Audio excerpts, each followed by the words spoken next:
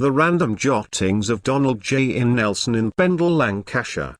Annie Druce at Clitheroe, Swan and Royal Hotel. Haunting manifestation. Annie was disowned by her parents, so moved to this hotel where she killed herself. Another tale says the ghost is that of a bride who lost her husband in the 1879 Anglo-Zulu War. It was a dark and stormy night in Clitheroe, and the Swan and Royal Hotel was abuzz with activity. The staff were preparing for the arrival of a wedding party, and the atmosphere was one of excitement and anticipation.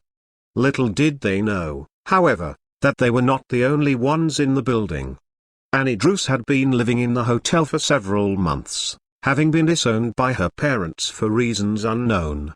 She had taken up residence in one of the upstairs rooms, but had become increasingly isolated and withdrawn in recent weeks. None of the staff had seen or heard from her for some time, and they assumed she had left without saying goodbye. As the wedding guests began to arrive, strange things started to happen. Glasses would move of their own accord, doors would slam shut inexplicably, and guests reported feeling an icy chill in the air. Some even claimed to have seen the ghostly figure of a woman wandering the halls.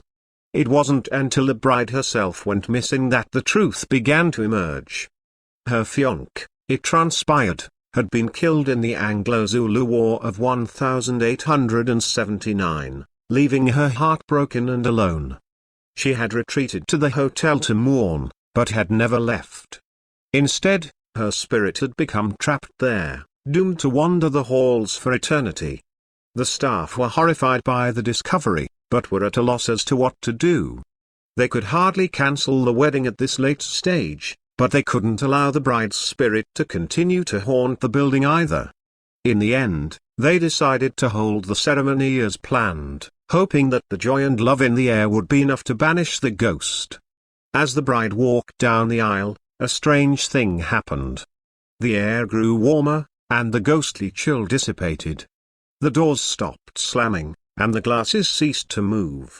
And as the couple exchanged their vows, the ghostly figure of Annie Druce appeared at the back of the room, smiling peacefully as she faded away into the ether.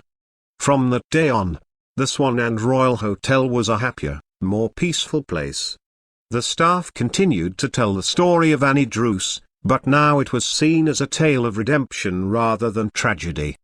And the bride and groom, unaware of the drama that had played out around them, lived happily ever after. By Donald J.